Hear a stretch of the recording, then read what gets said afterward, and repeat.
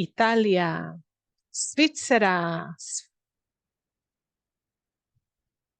US. Thank you. Italia, lots of people from Italia. France again, Montpellier, bonjour. Guatemala, Venezuela, United States, Brazil. Bom dia, Brazil. Brisbane, Australia, that's a good evening, almost good night. Madrid, España, Chile, Brussels, France. I think we will never get used to this possibility of being together, even though we are so far away. India, thank you for India. So please continue to write so that we know. For the sisters that have just arrived, welcome. And if you need the translation, at the bottom of your screen, you have the world that has interpretation on it, just the bottom in the middle, more or less.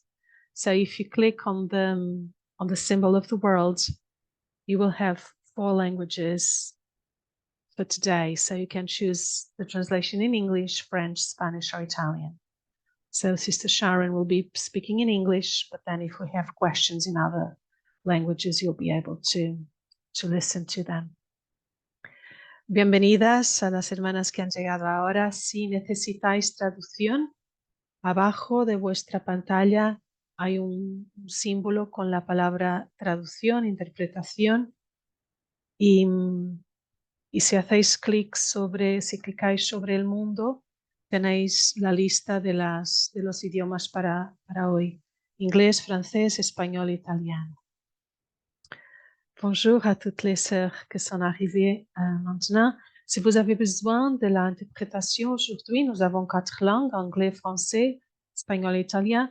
Vous avez le monde dessus, en bas, sur votre écran. Si vous cliquez dessus, vous avez la liste de les langues pour aujourd'hui. Anglais, français, espagnol et italien. Buon pomeriggio o buongiorno a tutte se avete arrivato adesso. Se avete bisogno delle traduzioni, dell'interpretazione, avete l'icona del mondo con la parola interpretazione in basso del vostro schermo. Potete fare clic e avrete l'elenco delle lingue per oggi. Tenemos España. We have Spain. Abbiamo la Spagna qui. Rome, Messico, Colombia, Slovacchia, Papua Nuova Guinea. Buonasera allora o quasi buonanotte, sono già le 10 di sera, grazie per essere qui. Abbiamo persone dall'Argentina, qui diciamo buongiorno, Sudafrica, Torino, Italia, l'Angola, buongiorno, buonasera, Italia. Grazie per queste parole di buon augurio, le Filippine, grazie.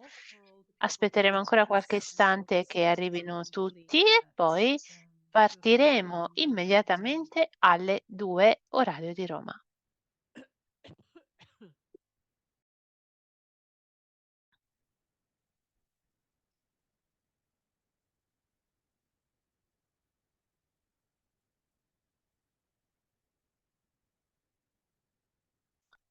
So if anyone would like to continue writing where you are attending from, we Se will. volete potete continuare a scrivere in chat dai paesi in cui vi state collegando, perché così avremo una sensazione migliore dei posti da cui ci colleghiamo. Ancora una volta Colombia, Spagna.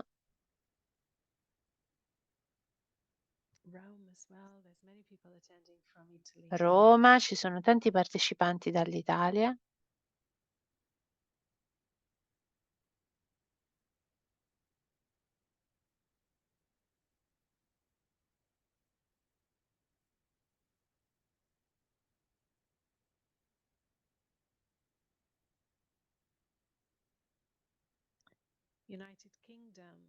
Regno Unito, Seattle.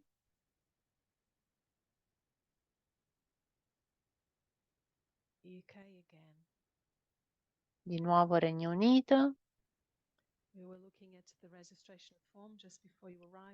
Stavamo proprio guardando i moduli di registrazione che abbiamo avuto. Abbiamo visto che abbiamo persone da moltissimi paesi, più di 200 partecipanti da moltissimi paesi, da altrettante congregazioni. Abbiamo qui una suora indonesiana che si trova in Olanda, grazie. Roma di nuovo. Parigi.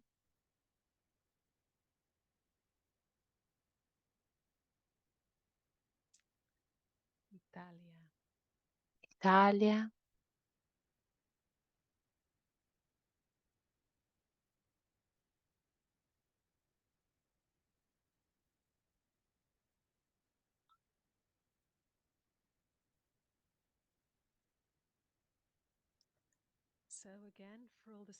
Allora, ancora una volta.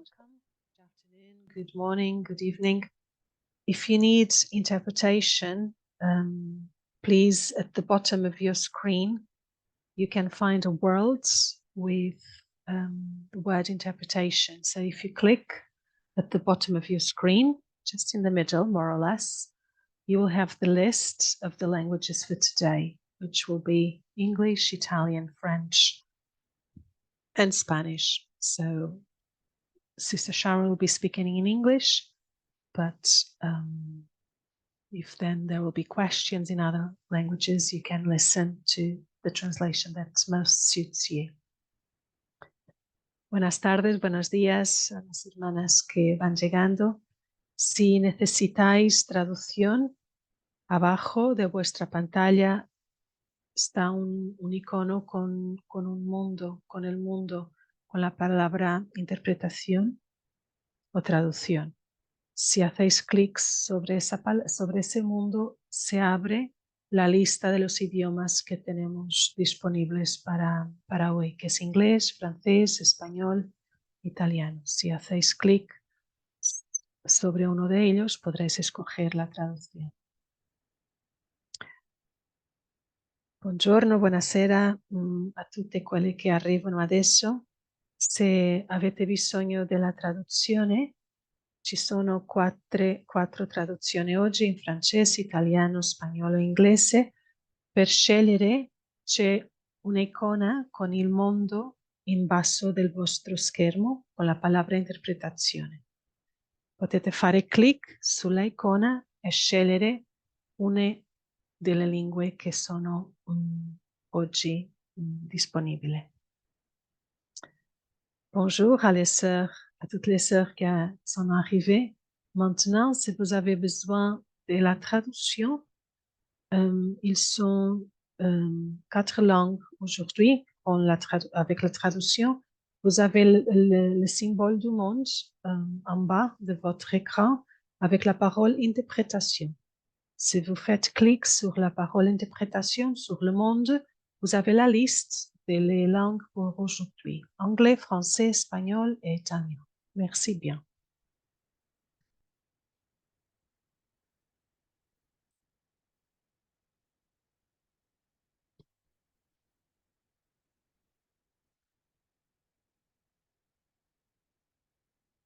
Seguimos, we'll follow with Australia, Dominican Republic, New York, Rome, Brazil. So that's very important representation from around the world. And I think the theme that gathers us today is very important and very interesting. So we'll allow the clock to tick 1 more minute and we will start.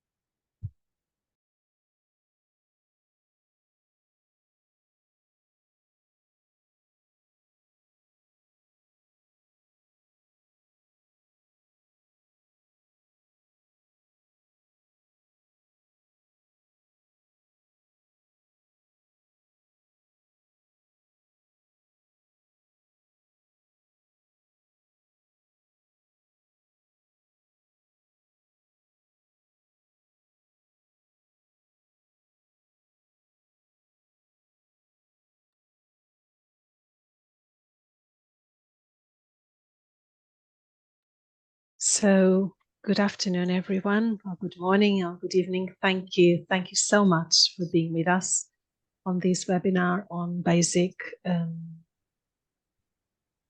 knowledge of canon law that Sister Sharon so kindly has agreed to do with us. So we'll be looking at the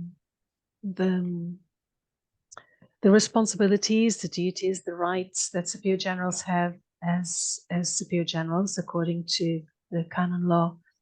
And Sister Sharon will be addressing several areas of canonical governance, including many themes. I'm not going to share with you all the themes. She will do it as she will present her topics. I would like to introduce Sister Sharon to you.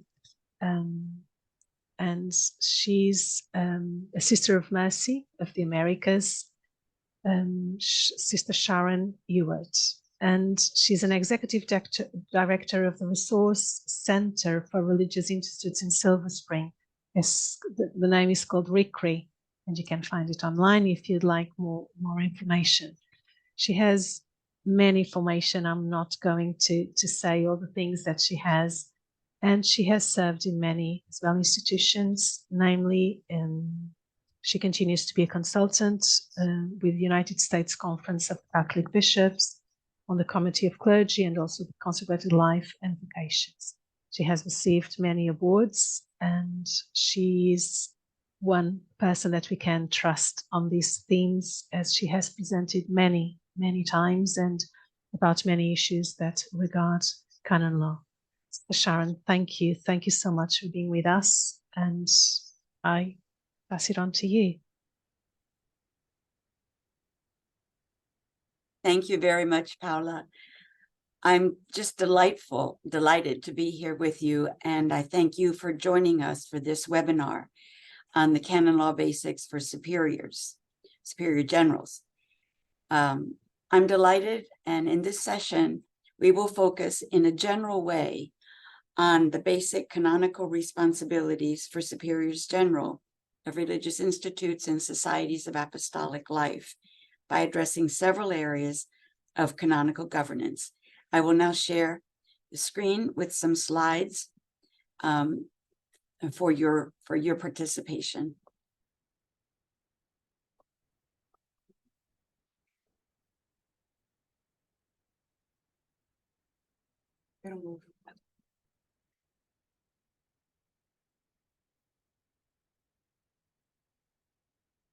The topics for this presentation will include constitutions and proper law, superiors, council, and chapter, rights and obligations of the institute and its members, temporal goods and alienation of property, the apostolate of religious, authority of the diocesan bishop, and cooperation between bishops and religious, and a period for questions and discussion will follow the presentation. There will be a break after the presentation before the questions and discussion begin. The first topic is, what is the constitutions of a religious institute and what is its purpose? The constitutions contain the fundamental norms of the institute. It combines both spiritual and juridic elements, reflecting first the original inspiration of the founder. It contains what is basic and of permanent and universal value, thereby reflecting the stable manner in which the institute exists. Its purpose is to express and preserve the institute's patrimony, that is, the nature, the purpose, spirit, and character of the institute and its sound traditions. To guide members in the life of the institute according to its nature, its purpose, and traditions. To call members to perseverance in the obligations they assumed at the time of their incorporation into the institute. The Constitution is to incorporate the fundamental norms through which the institute is preserved and developed, such as its governance structure, incorporation, formation, vows, discipline, temporal goods, and it is to foster the spirit of the founder and the character of the institute. The constitutions convey the faith vision of the institute to ensure continuity in its identity, its life, and mission. It is the instrument through which the identity and role of the institute in the church is given approval by the Holy See for pontifical institutes or the diocesan bishop for diocesan institutes. Revisions to the Constitution also require approval by the competent church authority. Now, what is the proper law of an institute? It is a generic term. Proper law is a generic term that we often use for the whole law with which the institute governs itself. It consists of the institute's constitutions or its fundamental code, as well as other norms. For example, proper law may include, in addition to the constitutions, a secondary book or directory, which is complementary to the constitutions and gives specificity to its norms. It also includes manuals, handbooks, directives, or institute policies. Now, the code identifies 3 essential structures of canonical governance within an institute. Each institute must have superior, council, and chapter. So let's look at each structure individually. Several canons refer to competent ecclesiastical authority. So who is this? Internally, it is composed of superiors, chapters, and councils. Externally, it is the Pope, curia officials, and bishops. The sources of the power of superiors comes from universal law, the universal law of the church, and the proper law of the institute. And one of the things that is important is when you are asked a question about some provision in your law, the question to be able to respond to is, what do your constitutions say? So despite the largely legal and prescriptive tone of much of the code, several canons on superiors combine theological, spiritual, and pastoral elements, as well as the legal understanding of the power exercised by superiors. For example, Canon 618 emphasizes authority as service. And like all authority in the church, the power of the superior is to be exercised in a spirit of service. It describes all authority as coming from God through structures of the church, specifically through the ecclesiastical approval of the institute's constitutions. The canon also affirms the superior's personal authority to decide and to act, a right and a responsibility that in no way is diminished by the participative or pre-decisional consultative process that is important and integral to religious governance today. The role of the superior is largely one of unifier, unity in charity, to foster the life of the institute and to advance its mission in the church. The reference to personal authority in Canon 618 is an important notion that can be often misunderstood. It refers to authority attached to an office, such as the office of major superior. It acknowledges that obedience, as such, is not to a group, such as a chapter. Nevertheless, members in a spirit of obedience are to cooperate in implementing corporate decisions, as well as those of the major superior. Personal authority cannot be shared except by canonical delegation. Constitutions should reflect a balanced description of the superior's office. Personal authority exercised according to universal and proper law by those in office, and the responsibility for the good of the whole, the common good, shared by all members. Now, the option for what sometimes is called team ministry or shared personal authority is not available under the code. But while the superior and council may function or work together as a team, with the superior retaining the necessary authority functions, the roles of superior and council are distinct. In summary, the code's treatment of authority in religious institutes, and especially the canons dealing with superiors, reflect an overall understanding of authority and law throughout the entire code. Namely, that all authority comes from God through the ministry of the church. It is to be exercised in a spirit of service. Those who have been legitimately designated as superiors possess the personal authority necessary for the exercise of their office. This right and corresponding obligation, however, are circumscribed by law through structures and functions that are similar to a system of canonical checks and balances.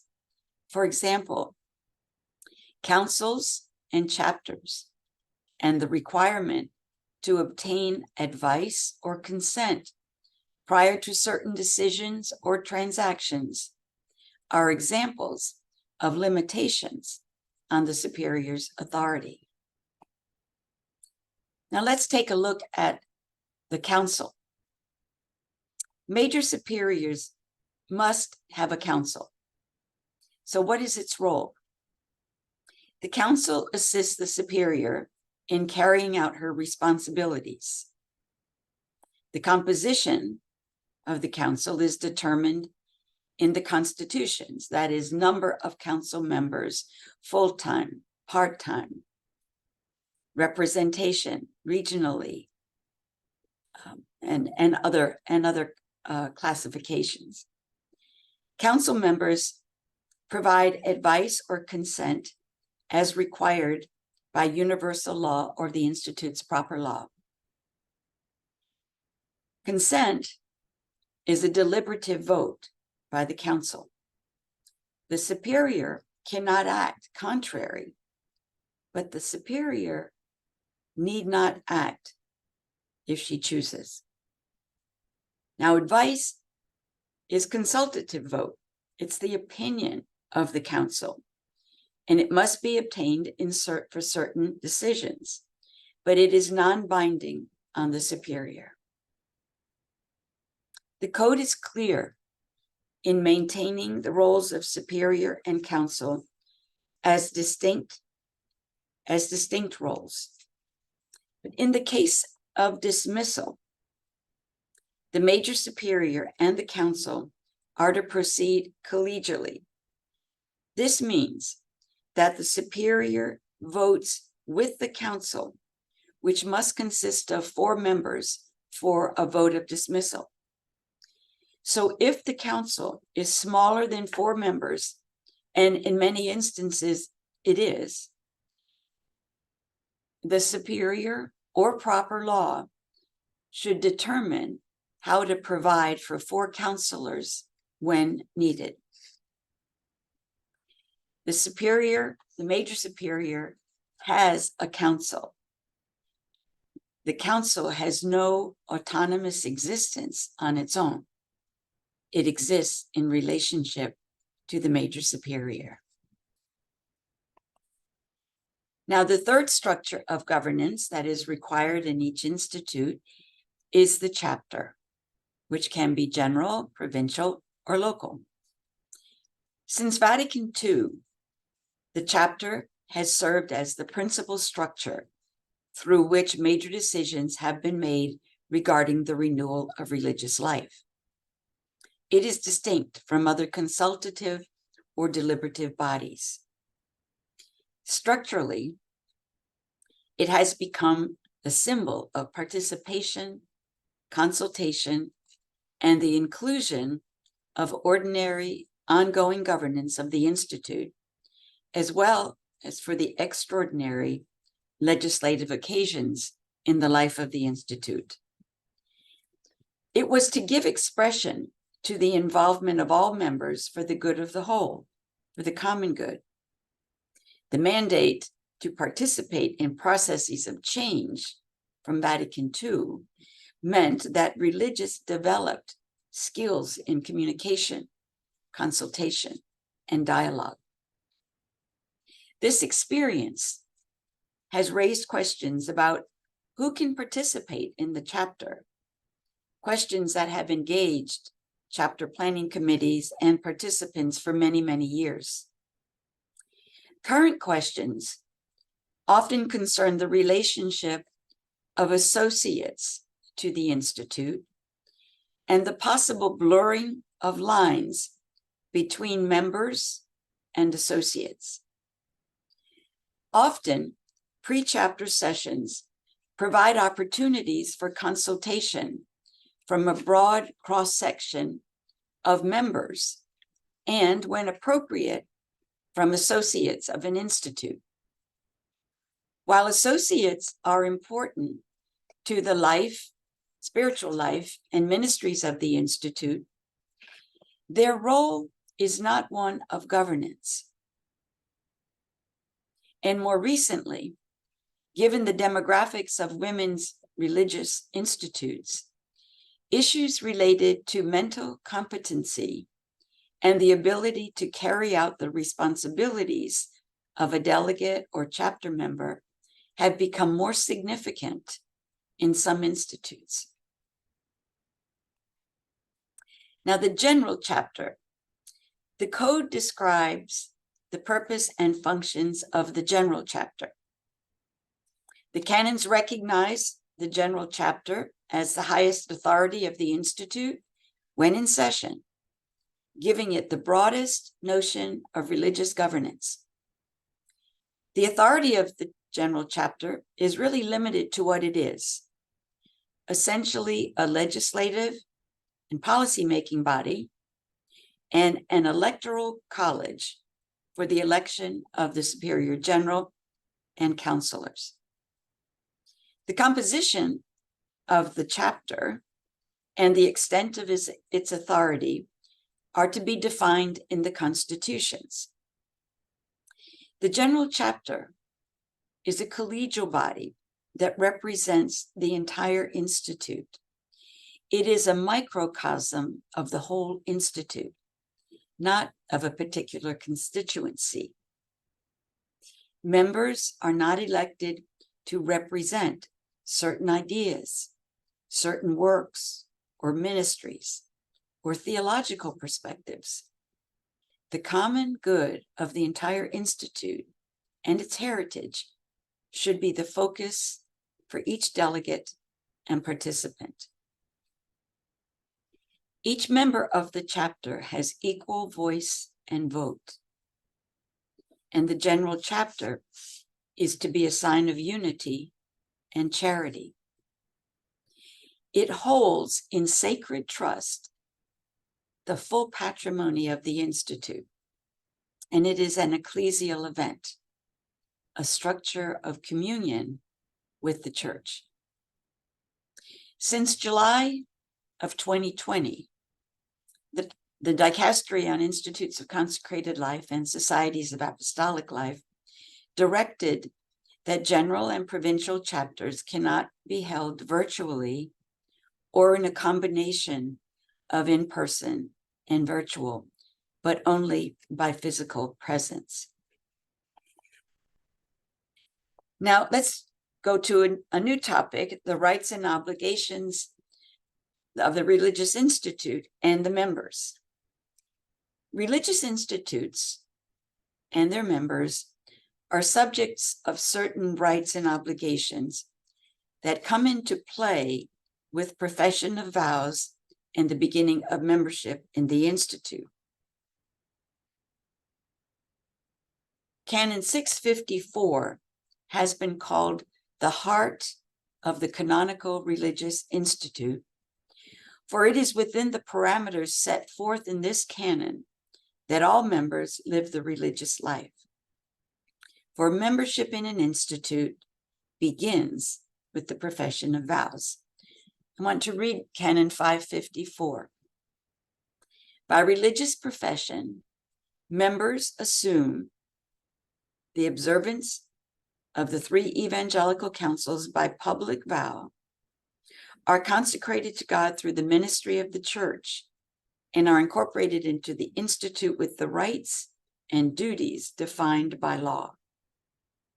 So Canon 654 describes 3 effects of religious profession, namely the observance of the evangelical councils, consecration to God through the ministry of the church, and incorporation into the institute with certain rights and obligations which are defined in proper law.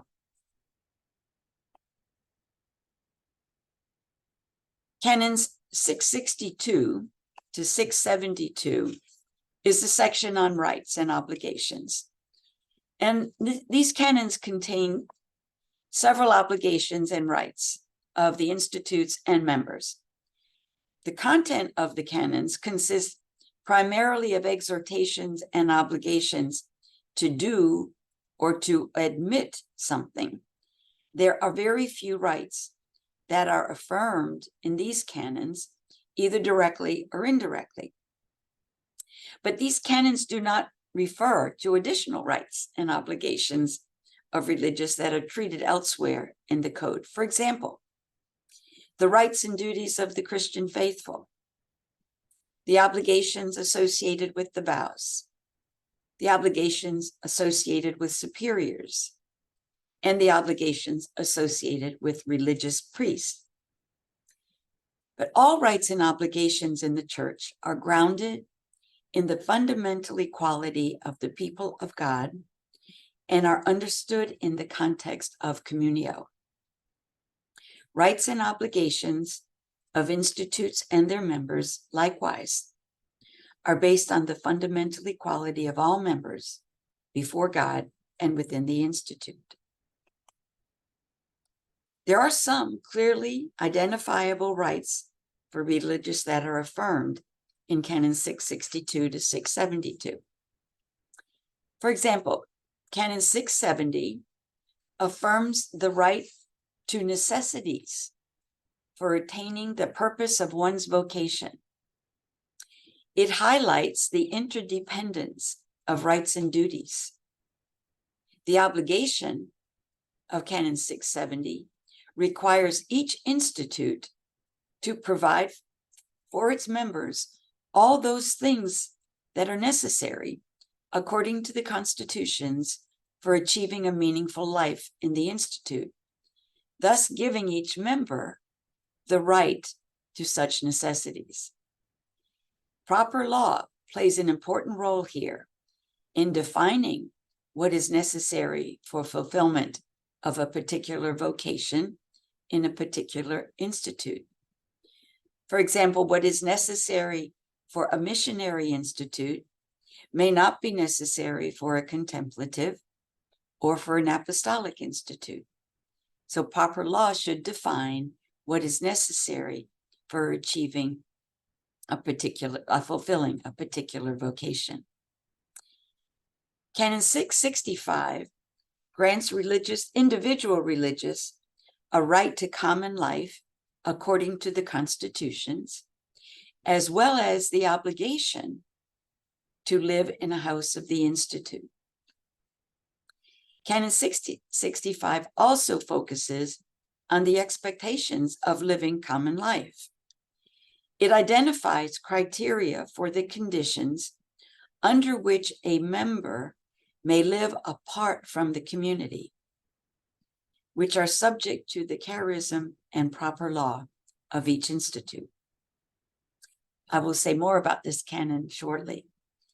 Canon 675 gives each member of the institute a right to participate in the apostolate of the institute.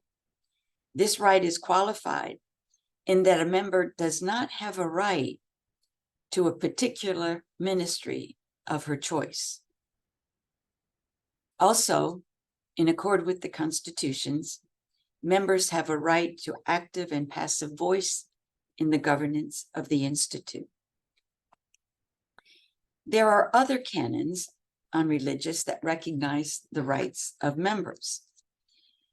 Again, here, Canon 654 recognizes the right to live religious life according to universal and proper law, and that flows from profession. The right to non-manifestation of conscience is acknowledged in Canon 630, which provides a legal safeguard against interference in matters of the internal forum. That is, a member has a right to say no to that which requires manifestation of conscience. Canon 684 provides assurance that one's vows are transferable from one institute to another in accord with the law on transfer to another institute or society. And Canons 695, 96, and 98 grant each member the right not to be dismissed from the institute without grave cause and due process. If one's rights are not respected, Canon 700 provides for recourse to the competent authority within 30 days from the time of notification. Religious profession does not take away a member's human rights, nor does it eliminate one's rights as a member of the Christian faithful. In other words, all individual rights as members of the Christian faithful, even though not explicitly articulated in the policies of an institute, remain intact. Religious have neither lost them nor given them up. Now, the code also places limitations or restrictions on the rights of members. Canon 672 is a very interesting canon. It makes applicable to religious certain restrictions that are in the canons on the rights of clergy. For example, religious cannot assume obligations of debts without permission. Religious need the approval of the competent superior to hold an office or a job outside the institute, to manage the affairs of another, such as to serve as a guardian or an executor of another person's will, to assume a public office, to conduct a trade or a business, to be active in a political party, to live outside a house of the institute, to hold a job or an office outside the institute. Also, members do not have the right to retain salary, income, pension, or gifts, except patrimony, but only according to the institute's proper law. Other limitations on members' rights include: there's no right to a particular work or ministry. There's no right to live wherever a member wishes. There's no right to unlimited financial support. No right to choose a lifestyle. No right to assume personal debt a member assumes personal responsibility for the liabilities of a debt personally assumed, for example, with regard to credit cards.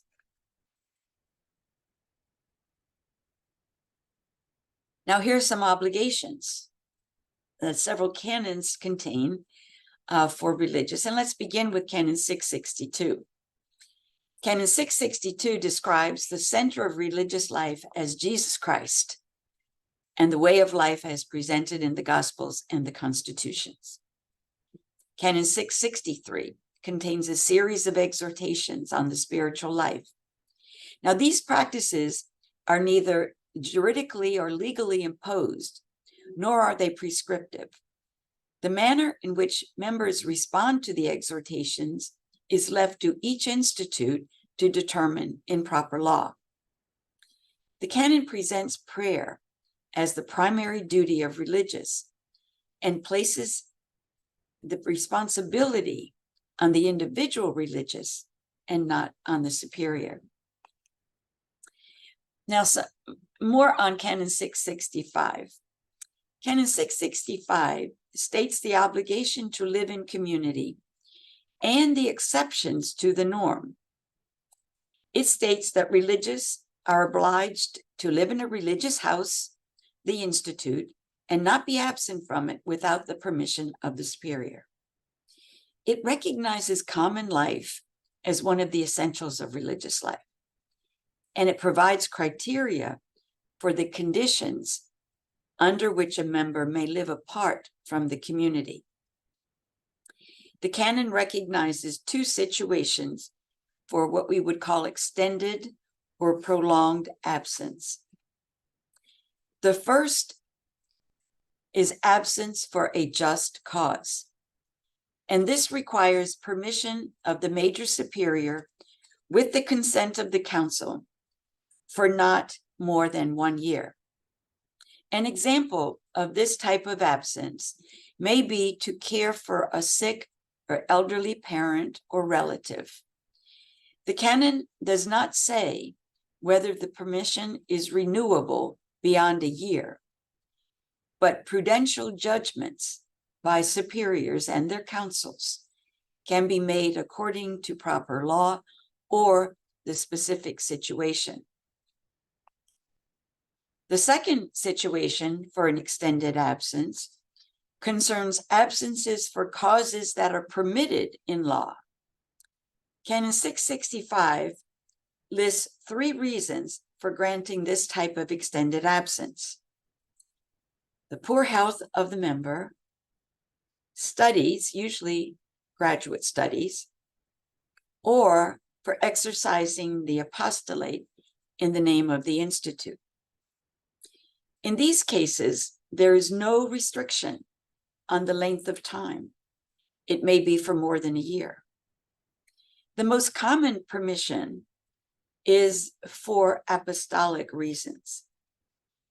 When a member is granted permission to live outside a house of the institute, an agreement between the member and the competent superior of the institute concerning or regarding the conditions and expectations of the member's participation in activities of the institute or required contact with the superior and members of the institute, as well as other requirements, can be helpful to both the member and the superior.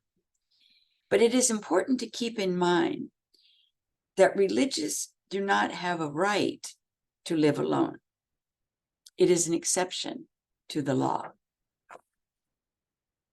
If a member persists in absence from the institute beyond the authorized time and refuses to return or cannot be located after at least 12 months, Pope Francis has authorized a change in the law for Canon 694, paragraph 1, by adding a prolonged illegitimate absence from the religious house lasting at least 12 consecutive months as a third reason for dismissal ipso facto from the Institute in accord with the procedures for Canon 694, paragraph 2.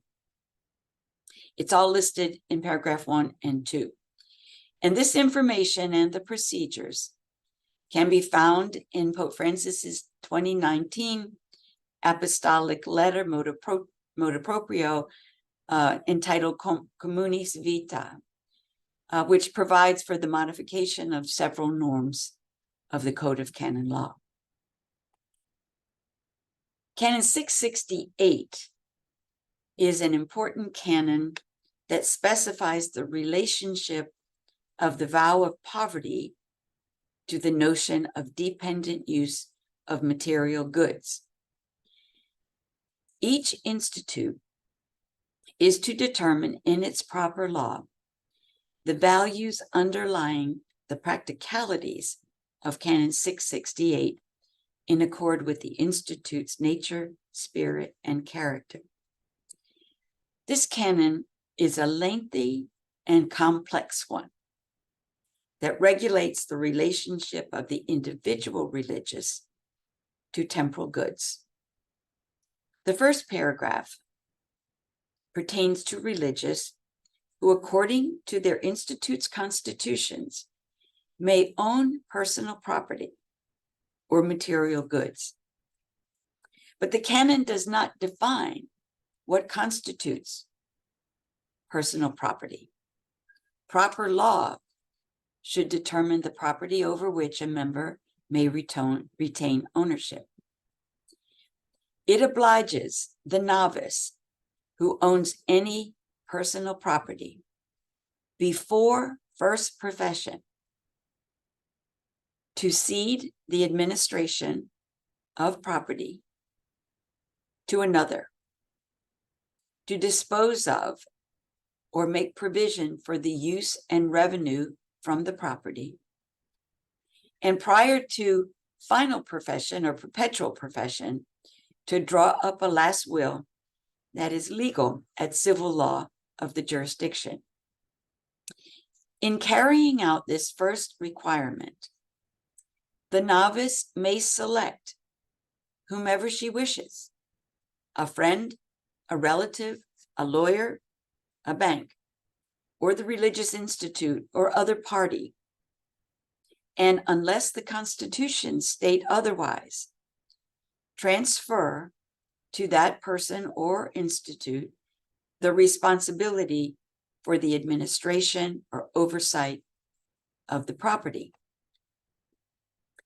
The effect of the act of cession is very, very important. The effect is that the vowed member relinquishes control of personal assets while maintaining legal ownership of the assets. The novice may give the administrator whatever directions are desirable regarding the use and the revenue disposition of the revenues that the property may produce, except she may not direct the revenue to herself as regular personal income. If the constitutions state a contrary custom, such as requiring the interest earned on goods when administered by the religious institute to revert back to the institute, this provision and its meaning should be clearly indicated to the novice. But if a contrary custom is not provided in proper law, the freedom of disposition to whomever she wishes would stand.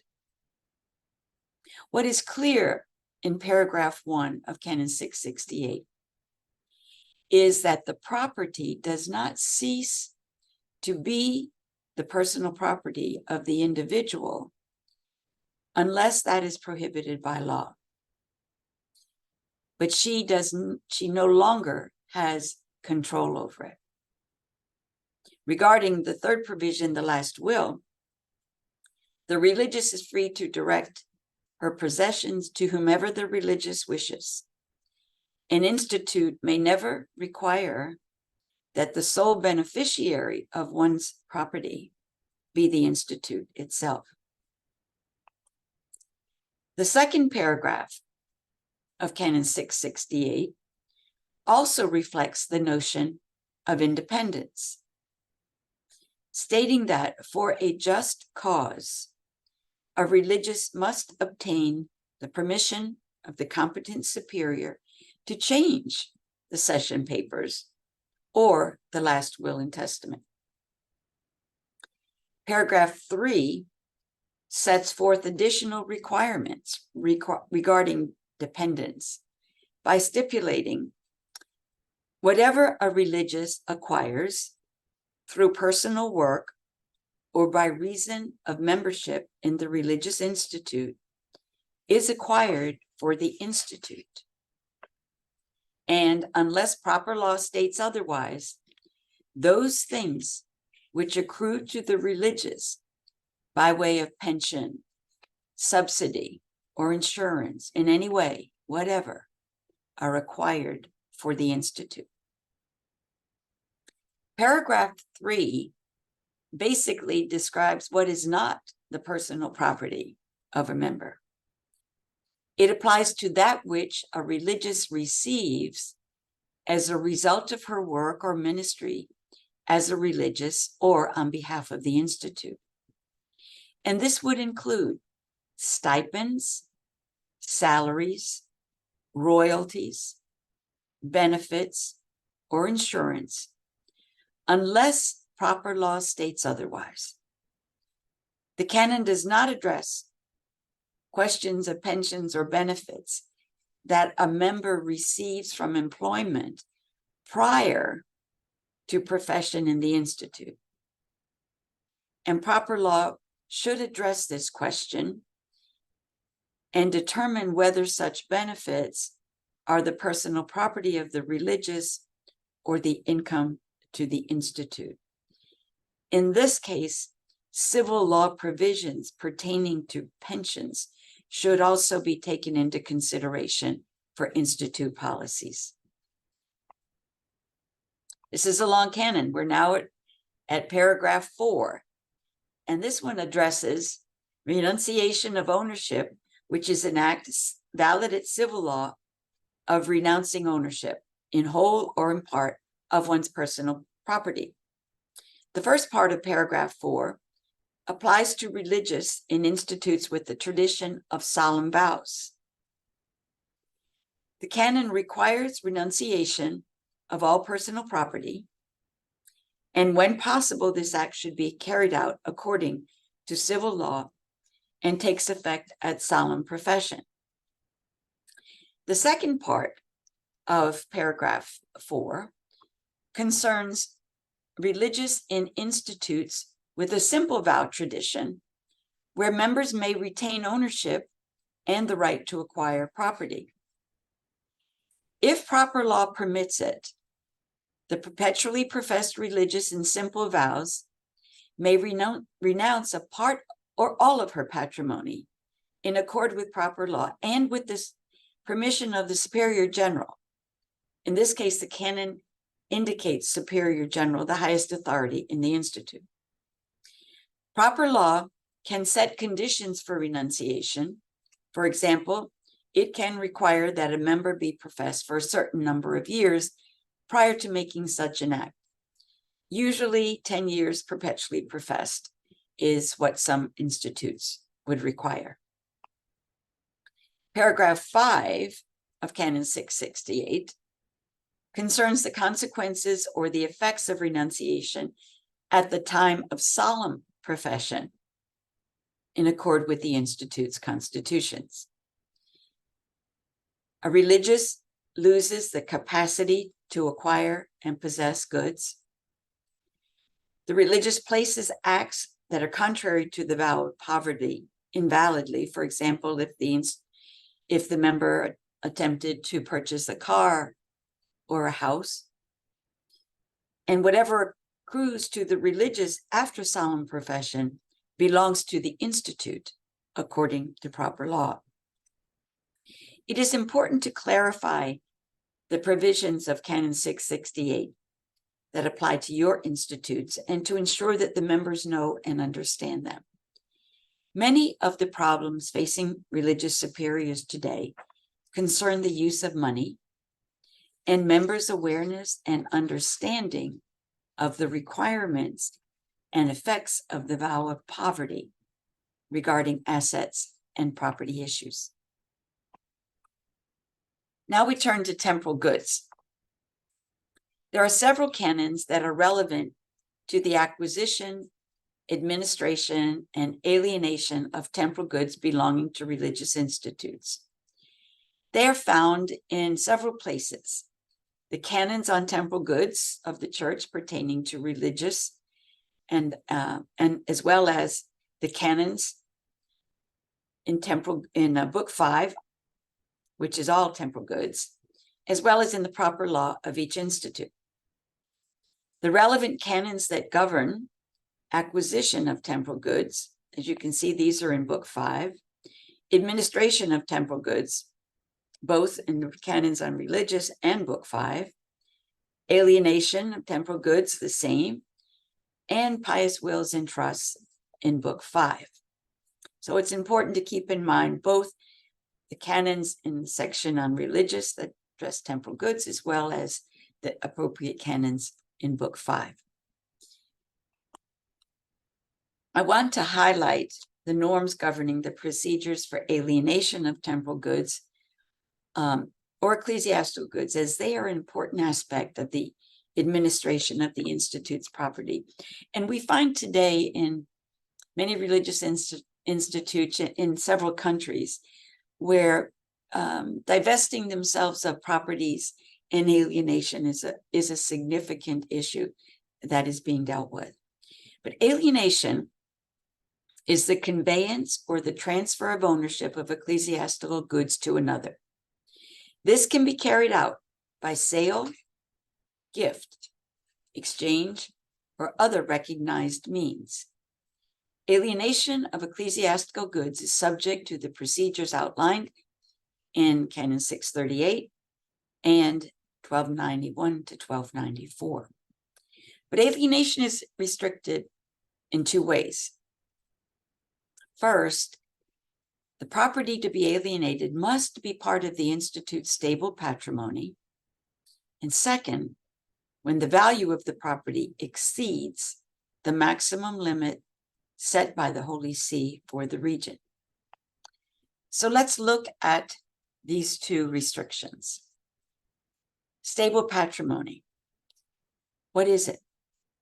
The technical definition of stable patrimony is all property, real or personal, movable or immovable, tangible or intangible, that either of its nature or by explicit designation is destined to remain in the possession of the owner for a long or indefinite period to afford financial security for the future. Now, for religious institutes, stable patrimony most often refers to immovable property that has a monetary value and is intended for the long-term security of the Institute's mission, apostolic works, and members. Stable patrimony. Here are some examples. Some examples for the institutes include real estate, that is land and buildings, other types of property, such as historical or cultural property, long-term investments in stocks, bonds, treasury notes, endowments, restricted funds that are set aside for a specific purpose, such as pension funds, ministry funds, or educational funds.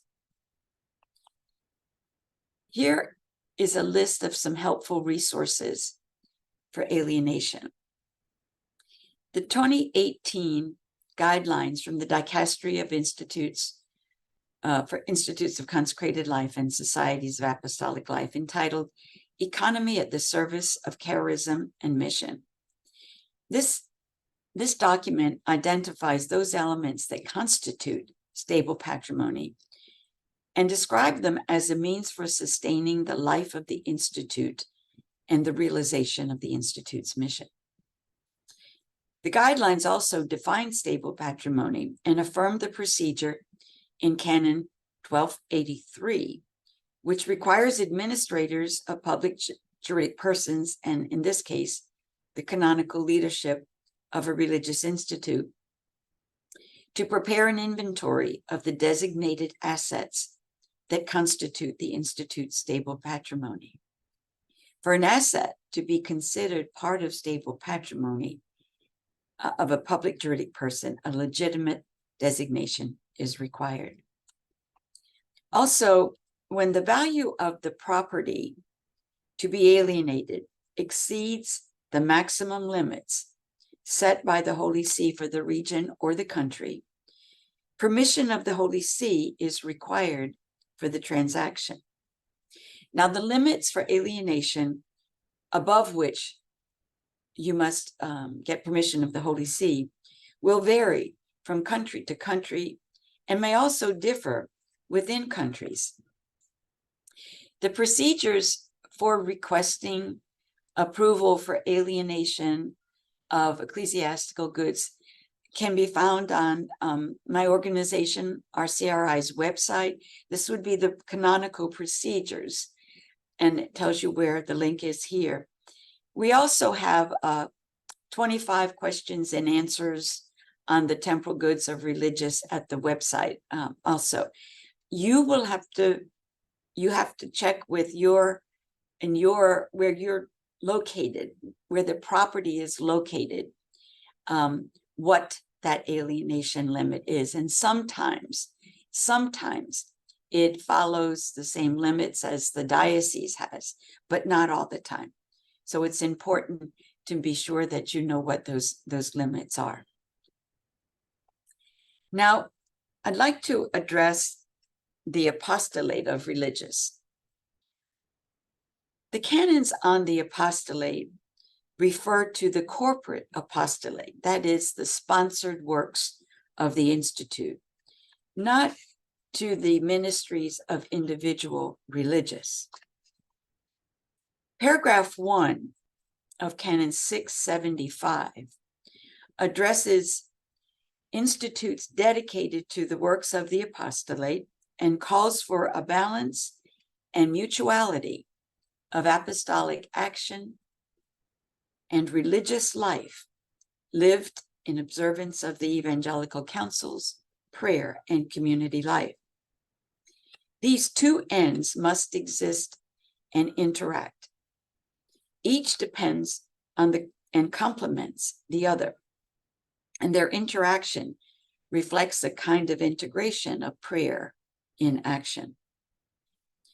Paragraph 2 of 675 identifies apostolic action as proceeding from union with God, and it is to foster this union. Paragraph 3 of 675 refers to apostolic action or ministry as ecclesial activity and identifies three characteristics of apostolic activity. First, it is exercised in the name of the church, namely, it is Catholic, and it is part of the apostolic effort of the church.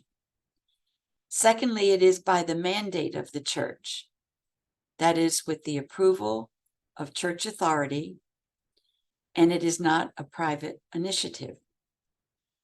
The mandate for apostolic activity can be granted either with permission of the diocesan bishop to erect a house of the Institute, which brings with it the right to engage in the works of the apostolate that are proper to the Institute, or when a diocesan bishop has entrusted a particular work to an institute, or when a religious institute recognizes a need and seeks approval to engage in a particular work.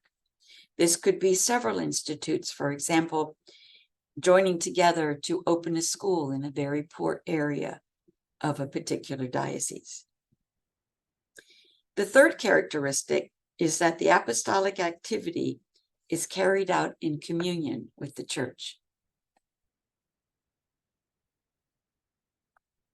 Canon 678 is an important canon calling for a balancing of the two authorities that govern apostolic activity in the diocese: the rightful autonomy of the religious institute in governance and the responsibility of the diocesan bishop for the apostolate. Paragraph 1 of Canon 678 reflects the basic principle drawn from Christus Dominus and from Vatican II, that religious are subject to the diocesan bishop in three areas: the care of souls, which includes parish, campus ministry, pastoral care; public exercise of divine worship, would be liturgy and preaching; and the works of the apostolate.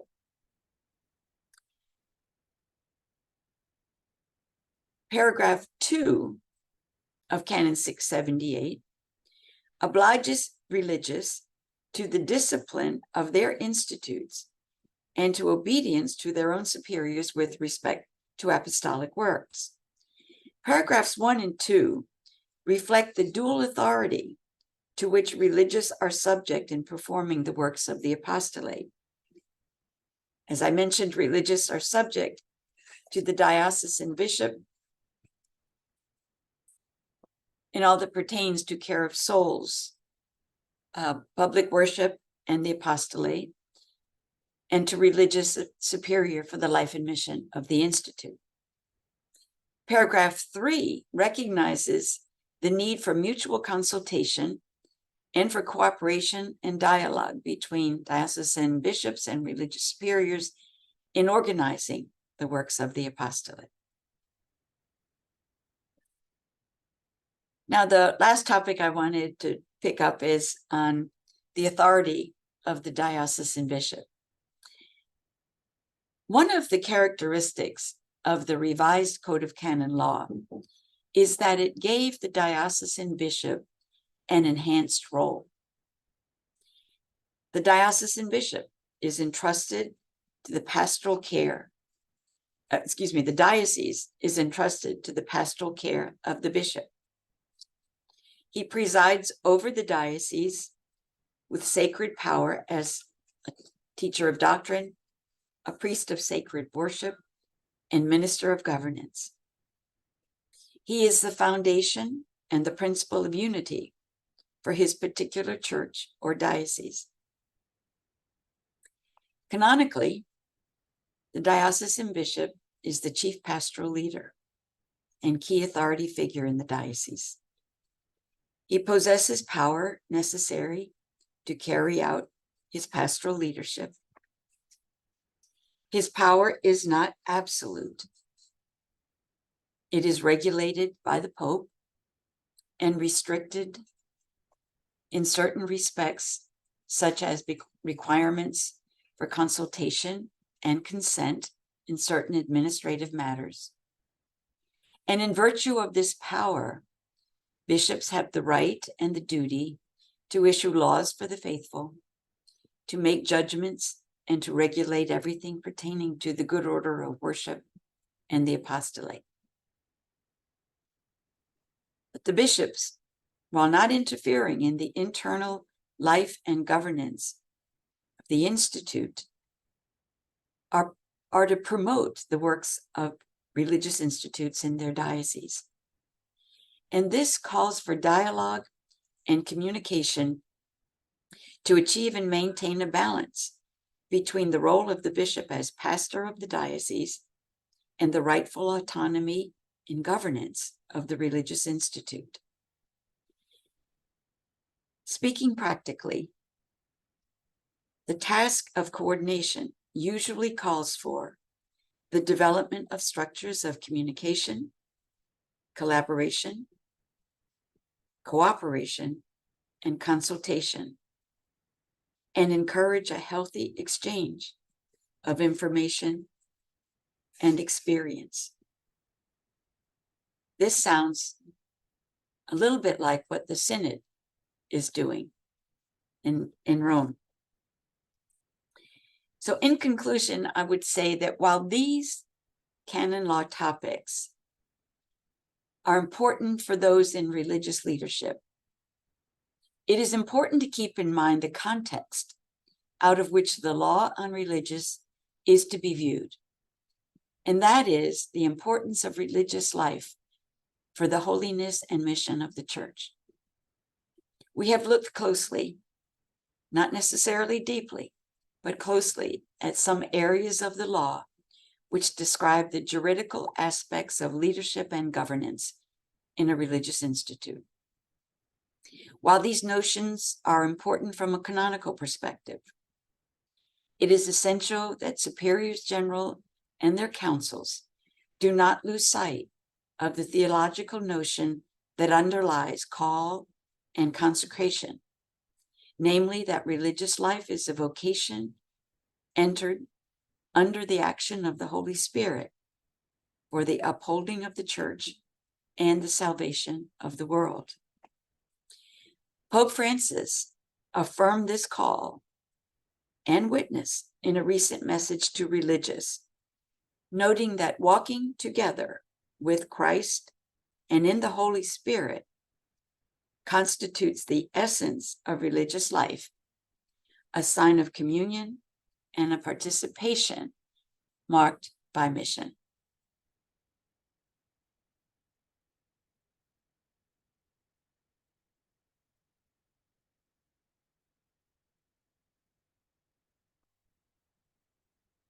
Dear Sharon, thank you. Thank you so much. It's been very wide, very important, and you touched so many aspects. I'm sure that there are many things that the sisters would like to ask. So what I would invite all of us now, it's if we can have a moment of silence, I would say 10 minutes to ponder and to rest a little bit. And if you want to write some questions on the chat, so in this time you can write it in the language that you would use, the languages we're using today. And yes, we will send you the recording afterwards, and I'm sure that Sister Sharon doesn't have a problem to share the PowerPoint. We'll send it to you. So it's 2 minutes past the hour. So let's give ourselves 10 minutes, and I invite you to ponder in what you have heard, to chat among yourselves if there's more than one person in your room, and write the questions that you would like to ask to Sister Sharon, and we'll be back shortly. Thank you so much.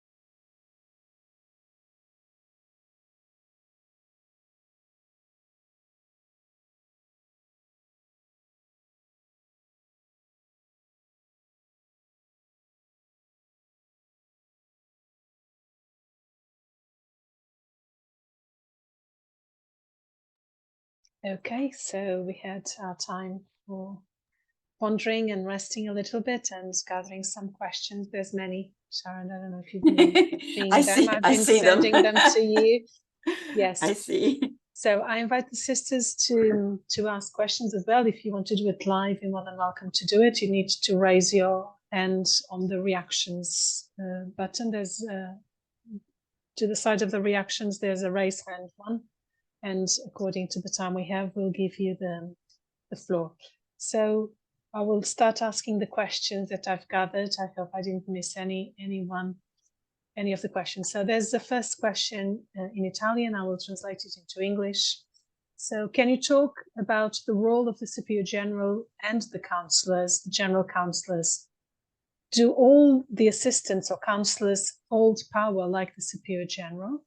I think it is confusing with some religious who want a parliament and not synodality. So Sharon, over to you. Well, the Superior General, it has the personal authority that comes with that office. And she has the right to act and to decide. The role of the assistants or the counselors is to assist. There are some things that the Superior General can delegate to them, but they do not have the same power as the Superior General. They are counselors, they're advisors, and they are really her first advisors in the sense that they work with her more closely than perhaps other members of the Institute. Thank you very much for direct, short answer. Then there's a Portuguese question. I would like to know the procedure for sisters who are in exclaustration indefinitely. Indefinitely on exclaustration? That's the question. Well, they really should not be on exclaustration indefinitely unless the Holy See approved that. Recently, Pope Francis extended the time for exclaustration, which was up to 3 years, and now it can be up to 5 years that the superior can give. But if it's more than 5 years, then there has to be permission from the Holy See. Okay. So there is no such a thing as indefinite exclaustration. So there has to be a stop, and to the Holy See needs to be brought in. And exclaustration there's still a relationship to the community. They're still members, but they don't have the same responsibilities that members would have.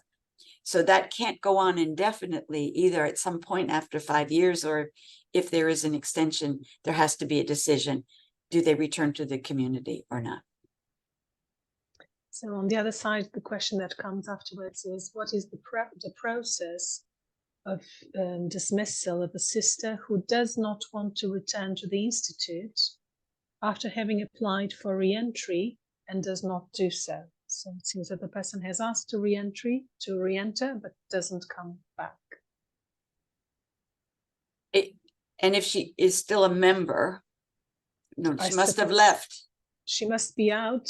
I don't know the question. I don't know if the sister who asked the question, she did it in Spanish. So what is the process for the dimisión in Spanish, dismissal or resignation of a sister who does not want to return to the Institute after having applied for re-entry, does not do so? So the sister doesn't say if the sister is still a member of maybe the come back. If she might fit into that category of being away from the Institute for a long time and not returning with an illegitimate absence. And that would come under one of the new provisions that Pope Francis said, that if you've tried and the person will not come back, it can be an ipso facto dismissal. Okay. So after 12 months, there's a period of time, but you'd have to look at that provision in the resource that I indicated on the slide. Yes, which we will send later, and I've put it on the chat as well. So now we're changing a little bit the topic. It will be if you can elaborate a little bit more on the issue of stable patrimony. What steps should we take to define it? Who should make the decision as to which assets belong to stable patrimony and according to what criteria? I think the guidelines from the from the dicastery could be very helpful. In most instances, your stable patrimony is going to be buildings and properties that are very much a part of your tradition and your heritage. Your mother house would be stable patrimony, for example, and land that you had. Now, it's up to the leadership, the Superior General and the Council, to identify what those are, and it's called designating them as stable patrimony. In many cases, institutes have not done that. Since the code came out, then the requirement was we kind of either know what they are or we don't have any. And that's another thing. There are institutes that don't have a mother house, that don't own property. But those that do, it is helpful to designate it, because when the time comes and you want to divest yourself, sell it, or even give it away, if it's stable patrimony, then it must be considered for alienation and follow those procedures. If it's not alienation, now there are some things that are not alienation. I would say, I know one example where a doctor's building was built on some property and it wasn't intended to be part of the stable patrimony of the institute. So when it was sold, it was not considered a transfer of ownership from alienation's point of view. So I think in terms of the stable patrimony, if you think in terms of what are these things that we have kept and we wanted to keep for a long time. In some countries, you're going to find some historic cultural property, paintings, artwork, those kinds of things, shrines. Those are stable patrimony, and they need to be handled that way if you're going to divest yourself of them. Okay. On the same note, another sister questions and says, some sisters have the difficulty between what is personal patrimony and congregational patrimony. Can you help us, give us some guides to understand this difference better? Well, what we usually described the personal patrimony as is inheritance from family. Inheritance from family. And that's a whole different category than a gift that she might need permission to keep or she might turn in. But inheritance from the family, if your institute in proper law permits members to have patrimony, it can be limited to inheritance from families. That's really what it is, because the language comes from, father. It's something comes from family, and then it's much easier to categorize. So I would advise that you look at that. But what a person earns is not hers. That belongs to the institute. If she writes a book and she gets royalties, that belongs to the institute. If she makes a record and gets paid for that, that belongs to the institute. So you see the difference between family, what comes to a sister because of a family relationship, and what comes to the sister because she's a member of an institute. That's the difference. Thank you. Before there was a hand up, I think it was Sister Susana Garcia. I don't know if she still wants to say anything, because the hand has been lowered. Susana, if you want to say something, please do let us know. Oh yeah, there she is. Please unmute yourself and ask the question. A ver, era en relación al tema de regreso o no regreso. Going back after exclustration, but I had written my question in the chat box. So a sister asked 1 year of exclustration for her mental health. She had a personal issues. She had like suicide, ideas, and then she wanted to go back. Her health situation, based on her health situation, we consider it wouldn't be good for her to come back. So that's why I had written that I wanted to go back to exclustration, because exclustration right now is a very important topic that I need to deepen. So thank you. Yeah.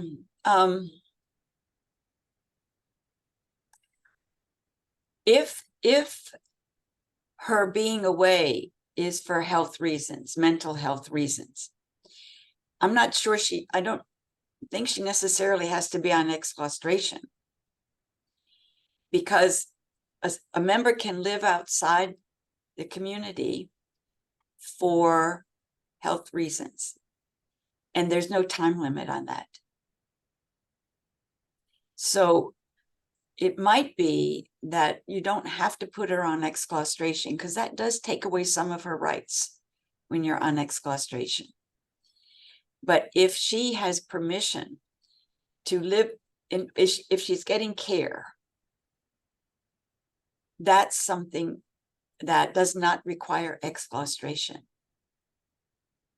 For example, we have many communities who have sisters in residential institutions for therapy, for care, and ongoing care. And it may be indefinite, but they're not on exclustration. So I think you might want to, exclustration is often for vocational issues more than for health issues. It's because someone isn't quite sure, I want to stay in the community. And that's what exclustration is. It's really living away, but it's for a reason that is not permitted necessarily in the law, where they're still members, such as for studies, for health, and for the apostolate. So you might want to just reconsider that that you give her permission in writing to be wherever she is, with frequent contact, and that you would get some kind of reports. Do you get reports on how she's doing? You do. Okay, so I wouldn't suggest that she stay on exclustration, that she remain an active member who is living outside of the house for health reasons, with your permission. Susana, muchas gracias. Son temas delicados, Sharon. Thank you so much. On that same note of being outside of the community, there's a sister that asks, if a sister has asked for an indult of departure or absence of departure, once Rome grants it, can the sister refuse it and wish to remain in the institute? Yes. Now that's unusual, but because it takes effect upon notification. And if she does not accept it and has changed her mind and does not want to depart, then the Superior General would need to notify Rome on that and reason. But I think it would take some conversation with the sister to know, is she sure? Because you don't want to go through this in another 2 months. Is this really what she wants? And maybe even beforehand to have had her maybe discern a little bit more.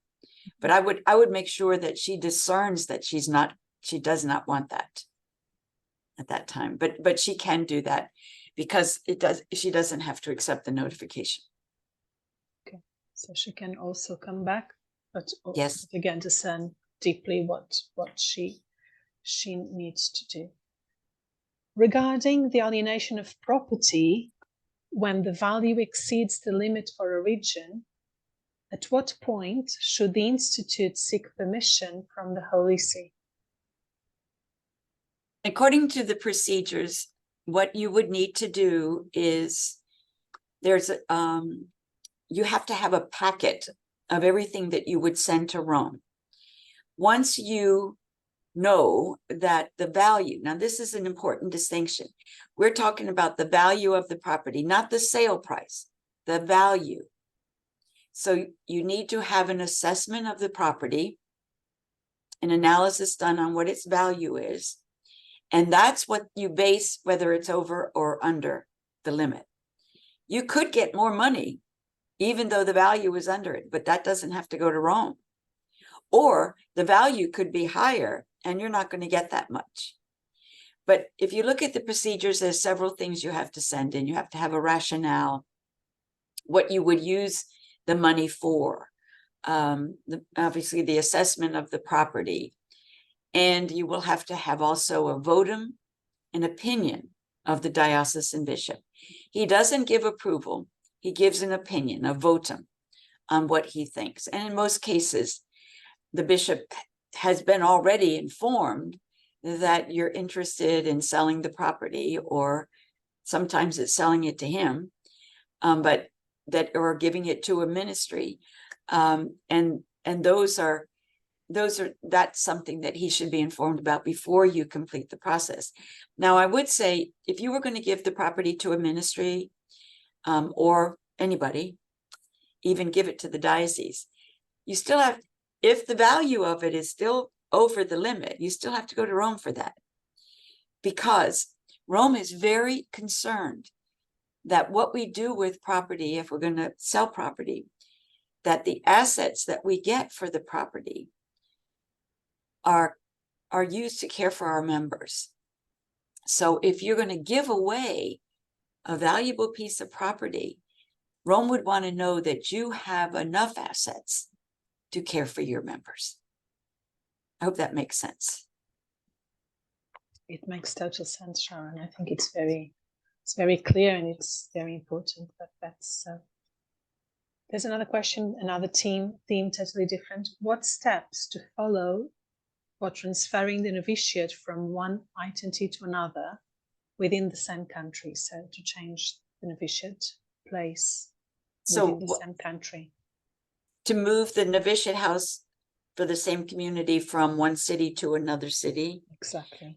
It just takes a decree of the superior, whoever's competent, whether it's a provincial or the superior general, a decree to erect the novitiate.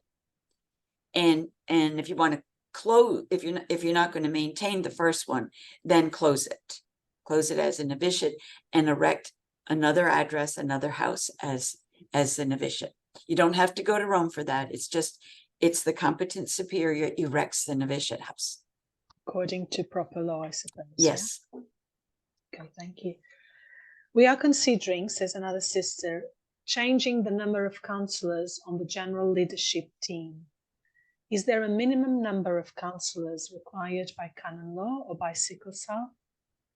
This is a very common question that we often get because of the number of sisters available for leadership in communities, in some communities.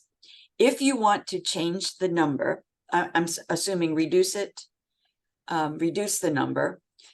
The number that is generally required is 3, at least 3. Now, there are instances where Rome will approve for the constitutional change 2, but you'd have to give a rationale for that, particularly if the institute is small or the large number of members are aging. They may do that. But 3 would be, I think they're asking for language like at least 3. And then that gives you a chance. If you still have 4, you can still do that without having to change the constitutions. Now, the other thing is, if you can't get 3, there are instances in some communities where they have asked a sister from another charism, from the same charism group, another community from the same charism group, to serve on the council. And that has been permitted. But it is a constitutional change. And I would say 3 is generally the lowest number, but in certain circumstances, Rome will approve 2.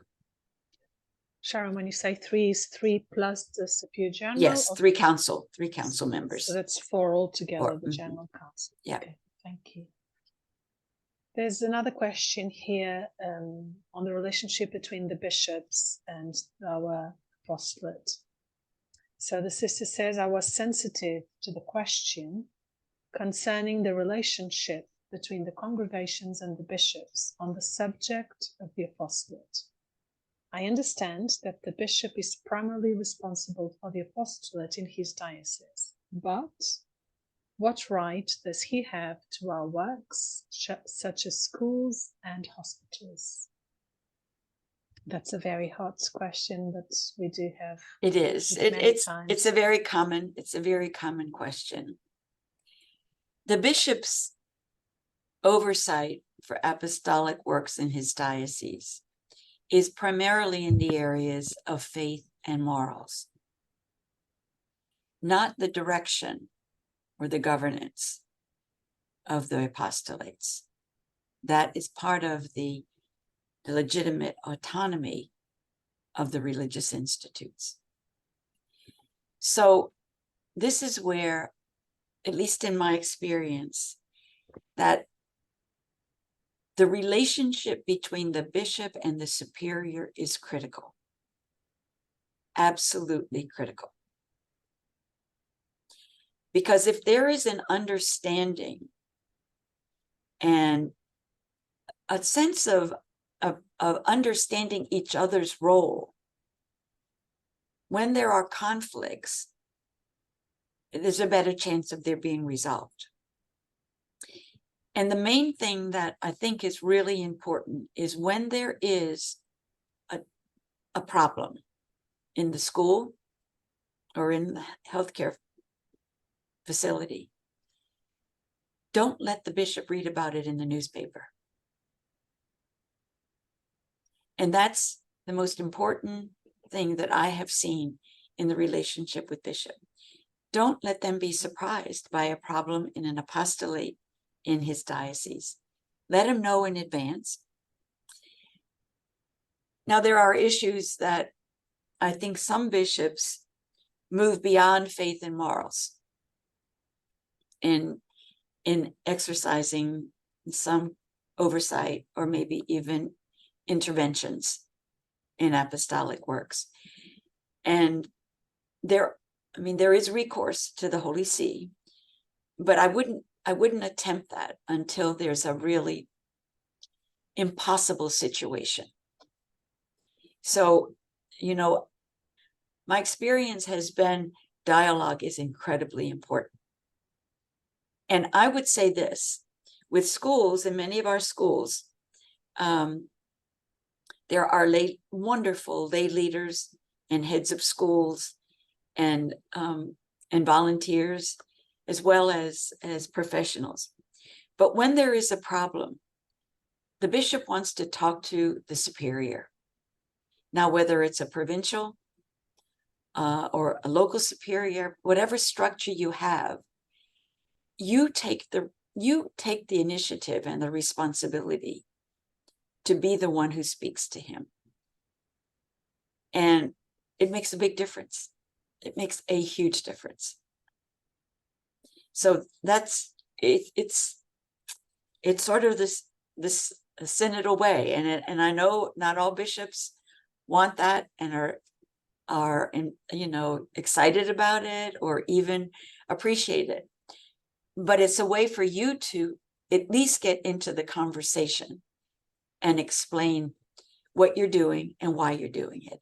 And I think the other thing, just to add to any conversation you have with him, if there's something that he doesn't like, and it's not against church teaching or anything, but he doesn't like it, indicate what your values as a community are.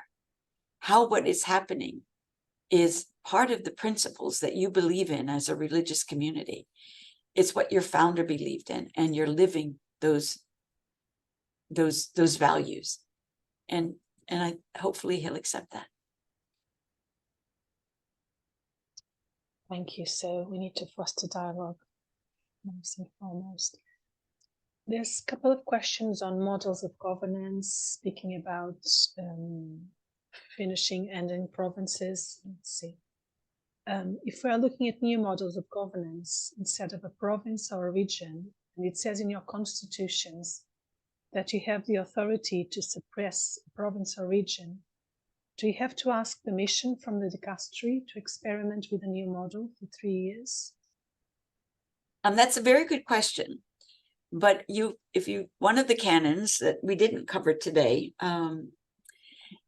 says that any division into parts or suppression of parts of an institute is the authority of the competent superior. And in most cases, that would be the superior general. So you can do that. You do not need to go to Rome for suppressing parts of it or for adding new parts. And it gives you the chance to experiment with it. And I'll use my own community as an example. In 1991, we became 25 from 25 independent provinces. We became a single institute. No, excuse me, from 25 independent congregations, we became a single institute with 25 provinces. Now we are a single institute with no provinces. And all that's done internally. You know, unless you're going to set up a brand new institute, and then you do have to get permission from Rome to do that. But the merging of provinces and the suppression of provinces, you can do on your own. But it's good to get a chapter decision, or at least a consultation with the chapter. And then in your periodic reports to Rome, indicate that that's what has happened. Thank you, Sharon, for such a clear answer. Another question is, there's many questions. We'll go slowly but surely and see where we can arrive. In the case of provinces which are dying, we have many provinces that are with few members. What is the situation of members who end up living alone because they are the last remaining members? Does this need an annual vote on the situation? If you have provinces that are coming to completion, it's probably better to suppress that province and have those sisters become part of another province of the same institute. You're not changing institutes. It's just the changing of a province. Provinces that are not viable are better off. It's better off if the province is not viable, that you change that to merge with other provinces. And if all the provinces aren't viable, then suppress them and be a single institute. Now, if there is a few sisters in a country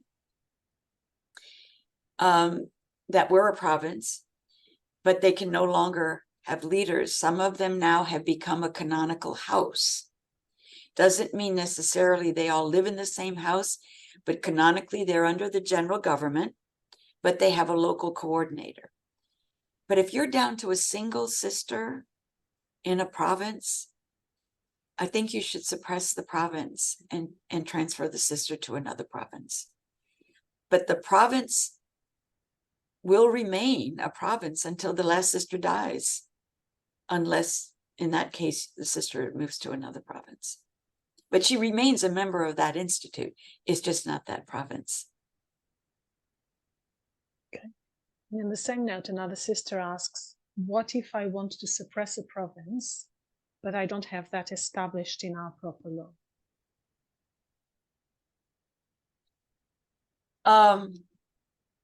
Well, I don't think you have to. I think according to the canon, and I don't have it in front of me now, it's competent authority. Now, if it's not in your proper law, I think you can, I mean, you could ask the dicastery for an indultive. It must, if your community thinks it should be in its proper law, but the competent superior can do that. And if it's a situation where it should be done and you don't have a new chapter coming up where you could put that provision in your proper law, you could ask an indult from the dicastery to do that. Okay. I think you've answered slightly already this question, but I'm going to ask it again in case you want to add anything else, or we just continue. When should a province be abolished to a decrease in membership and a new government structure be created? And what new forms could be considered? Well, this might be where a canonical house would be appropriate, where you would suppress the province. There are still sisters in that province, and you would establish a canonical house with a local superior who reports to the superior general or somebody on the council, but is accountable to the superior general. And they have a representative at the general chapter. They're a canonical house. In this country, there are at least 2 that have been recently established, and they were provinces, and they're canonical houses with their superior general, one in France and one in Germany, I believe. So it's a form of governance that really doesn't change a whole lot, because the local superior or local coordinator, whatever you would call her, could have an advisor, 1 or 2 advisors, but it's an internal structure you're creating. You don't have to go to Rome for this, but it is a canonical structure. So they do have some rights, and they can send a representative to the general chapter. And if you look at, I think it's Canon 608 is one of the canons on a canonical house. But if you need more information, we have an article that we've published on that, and I can send it to Paula. Mm-hmm. Thank you, Sharon. I will share it with the sisters. There's a hand raised, Sister Nadine, I suppose. I wonder if you'd like to ask your question, please, Sister Nadine. Sœur Nadine, je ne sais pas si vous êtes là. Let's wait and see, and I will continue. Okay. So, Yvette, would you like to ask the question?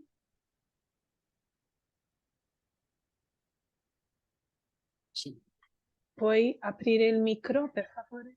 Volevo fare la domanda, non so se... Well, I just wanted to ask a question. I don't know if you understand me, because, well, you talked about sisters who, well, you talked about the apostolic letter by Pope Francis with the new provisions concerning sisters living, or religious people living outside of communities for more than 12 months. And I would like to ask you if there are orientations concerning sisters who refuse to move because they do not want to go out of the community where they worked for so many years, and so they are stubborn and don't want to be moved.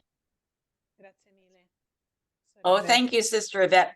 First, I just want to clarify that the document from Pope Francis about people living away from the community for more than 12 months, that is if they refuse to come back. They're illegitimately away. Okay, so that's a different situation. Now you're talking about sisters who are living in a community, and you want to assign them someplace else and they don't want to go, right? Well,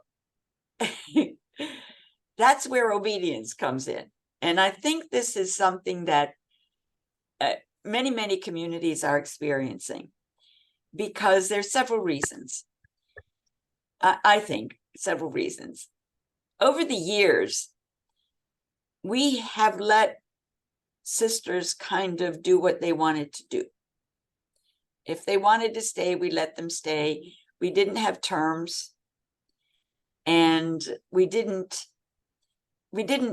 force the kind of movement that what you're talking about. And sisters have stayed in the same ministries for a long, long time, in many cases, lived in the same houses for a long, long time.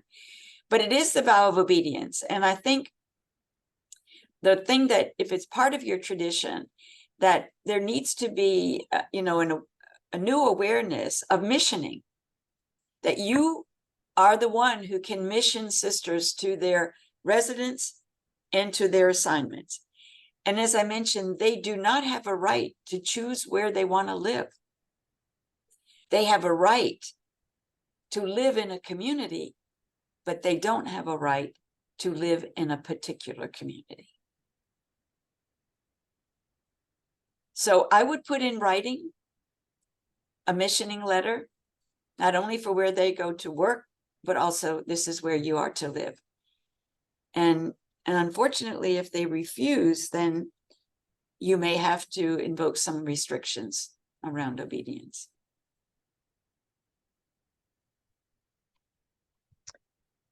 Grazie, Sister Yvette. Thank you, Sharon. I will pass. Thank you, Sister Yvette. To Theodosia, Sister Theodosia, if you be kind enough to speak with us. Thank you. Yeah, I send you greetings from Bolivia, and I'm very happy that I can participate from Bolivia in this webinar. I thank you, Sister Sharon, for this enlightening webinar that you have given to us. It has been an eye-opener to me. Aww. And has enlightened me in many areas. I have a question to ask around exclaustration, where a sister who is in leadership is asking for exclaustration in order to care for her mother. What laws govern this, or what can be done in this situation? Okay. We'll go back to what the canon says about, the canons say that a sister may live outside the community for not more than a year with the permission of the major superior. That's not exclaustration. And most times that's to care for family. Now, if it's going to take more than a year, you can make a judgment and extend that. But exclaustration is very different. It's very different. You don't have to put her on exclaustration to take care of her mother. And in doing care for her family, for her mother, she still can participate in the community in whatever way she's able to, and be in touch with you regularly and contact you, and you contact her. She comes to things she can come to. Exclaustration is a very serious separation, and it's a canonical separation.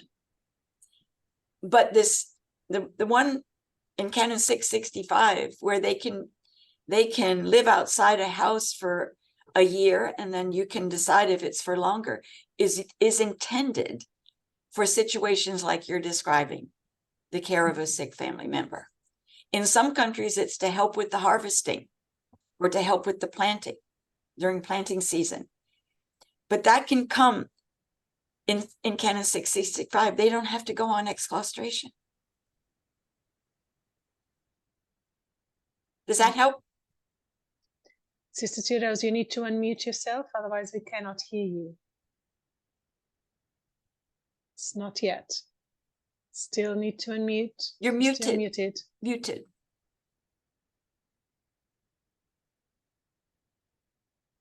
She can't hear her. Phone, okay. No, Yeah. no, I am asking, like, for example, if the sister is working and earning a salary, what happens about that? Because if she's on, see, this is different. If she's on exclaustration, she is financially responsible for herself. But if you give her the permission to be with her mother and remain a member, that money for her salary comes to you or the institute. Okay. Do you see the difference? Exclaustration, she's on her own.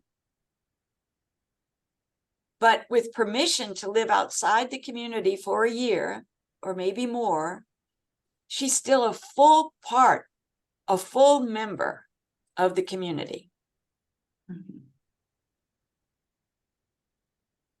Okay. Thank you very much, Sister Sharon, for this enlightenment and this opportunity. Thank you, Paula.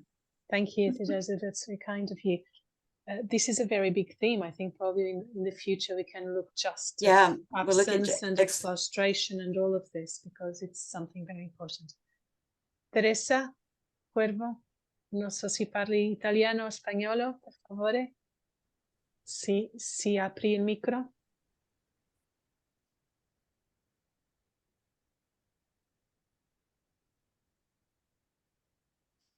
No ti sentiamo. No me deja. Adesso. Ahora. We can't hear you. Thank you. Thank you so much. My question is, when the Superior General appoints a sister delegate because the provincial was elected to the General Council, so the Superior General has delegated ordinary matters. Now, my question is, this delegated sister can appoint coordinators or superiors? If you give her the authority to do that. In other words, the provincial was elected to the council, to the general council. So you appointed a delegate with the authority of a provincial, correct? So if she's got the authority that the provincial had, then she could appoint local superiors as well. But I would spell out in the appointment that you're giving her the authority of the provincial according to your constitutions. Yes. And proper law. Muchas gracias. Muchas gracias. Thank you so much. We are arriving closer to the time. I see many hands, so let's try to answer the hands we have up, and then we'll keep the questions in the chat and see what we do with them. Daria, si puedes abrir el micrófono, si puedes abrir el micro. Daria, sí, hablas español. Sister, hermana Daria, si abres el micrófono, por favor. Sí, ahondando en la exclaustración, bueno, As to exclaustration and the difference with an authorization to take care of one's own family members, can we give that permission for 1 year? But do we need to ask the Holy See to extend that permission?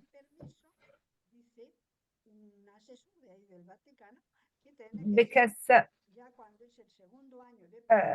the extension of this permission should be asked after 2 years. Is that right, or has something changed in canon law, or our interpretation was wrong?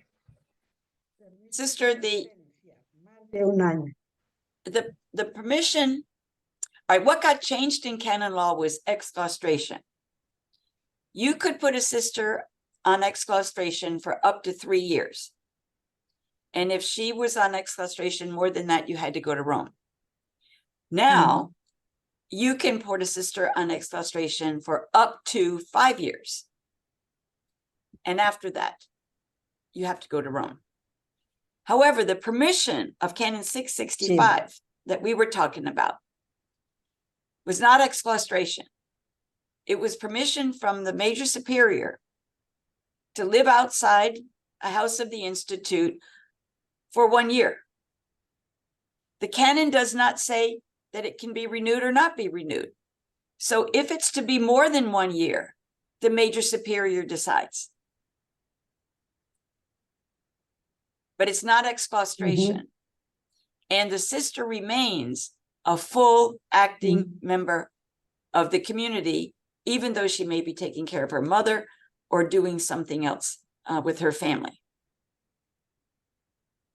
Sí, muchas gracias, muchas gracias. Thank you so much.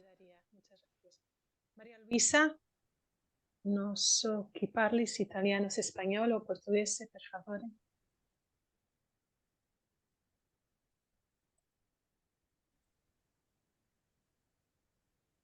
Ok, io parlo in italiano. Well, I speak Italian. Good morning. Good morning, everyone. I just wanted to ask a question concerning the council meetings in the case in which a province, well, a provincial council, we call provinces our inspectorates, and when the members of a provincial council are transferred or are hurdled in their participation in on-live meetings due to real and objective reasons, is there no possibility that these meetings, in the case in which they are not deliberative in nature, may be held online? So when there is no need to vote for anything, and I always speak of provincial council, is there no possibility of having them online? Thank you very much. Yes, sister, I think you can. I mean, you're not taking any canonical action. You're not voting with those council meetings. I think you can, because you have only one person who is missing. And if you do, I think you can do them online. I think that was a permission that was given or clarified in some of during the COVID situation. But I know it has been happening even before COVID, because if there's no action, and you know, there are some communities that have their council members in different parts of the world. So it's you know, it's not possible to always be in person. So, and the legitimate reasons would surely suffice, it would seem to me, that you could have that remotely. Grazie mille, Maria Luisa. Rose, Thank you very please, much, Maria Luisa. and ask your question.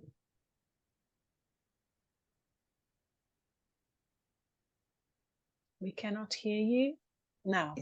No, you Okay, now we can. sorry about that. That's all. You may have answered this already, but with respect to the alienation of property, when you do need permission, when is the appropriate time to put that packet together? And here's my the underlying concern.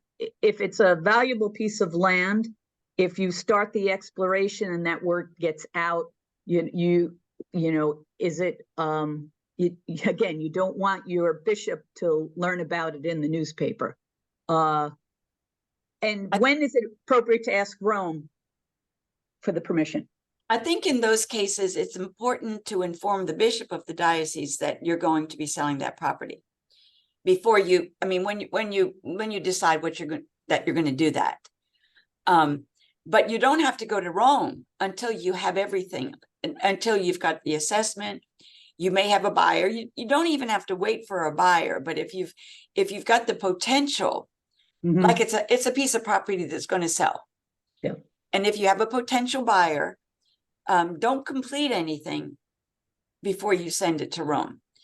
But if there is a buyer and the buyer only gives you 3 months or 2 months, I would say then you send everything to Rome with an urgency to say, we have a buyer who needs to complete the sale transaction by such and such. But I would let the bishop know as soon as you start any kind of looking around for somebody. Okay. And then that would just be like a visit to him and just say, you know, we've had this property for 100 years. We're in the process of looking for a buyer, you know, Or just to say we're exploring it. Exploring, So exactly. That they're aware that that they don't hear that through other. Exactly. Okay. Very good. Thank you. Thank you, Rose. Thank you so much. We have 2 hands. Those are the 2 people we're going to listen before we finish. Thank you so much. Hermana, no sé su nombre. Dice ESRG. I will ask you to unmute. Sí, por favor. Hola, buenas. Ante un caso de una persona que está en Hi. exclaustración, If there's a person on exclaustration in order to take care of a family member, and she's in her 3rd year of exclaustration. How could we proceed? What do we have to do? She's on exclaustration. And does she intend to come back to the community? Está todavía cuidando a su familiar, She's still taking care of her family member.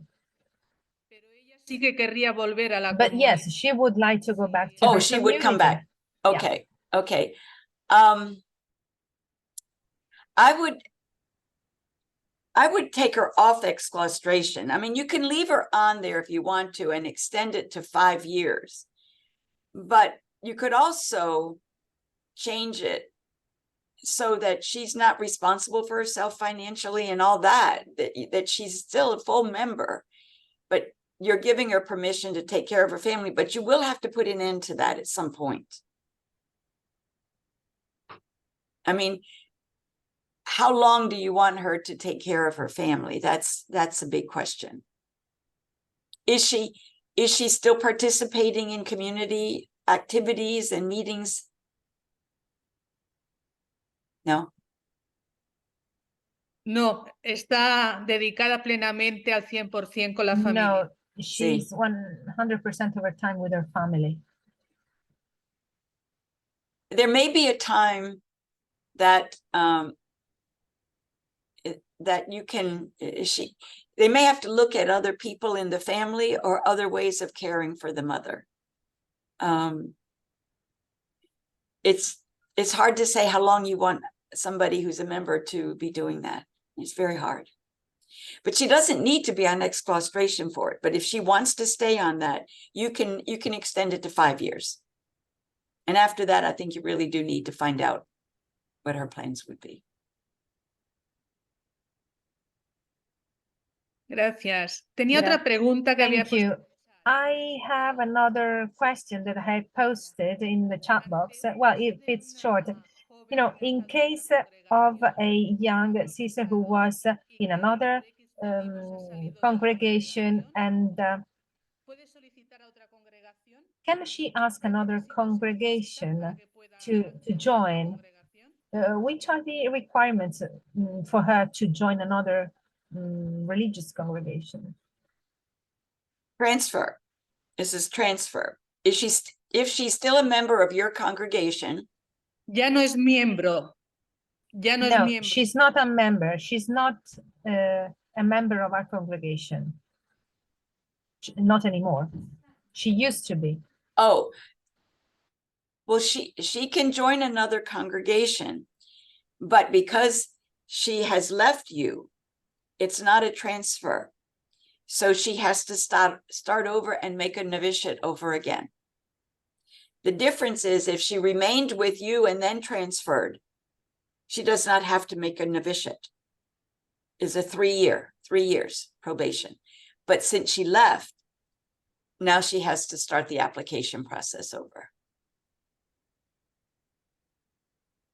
Muchas gracias. Thank you, Sharon. Okay, So gracias. Thank you so much. Question, Mother Maria,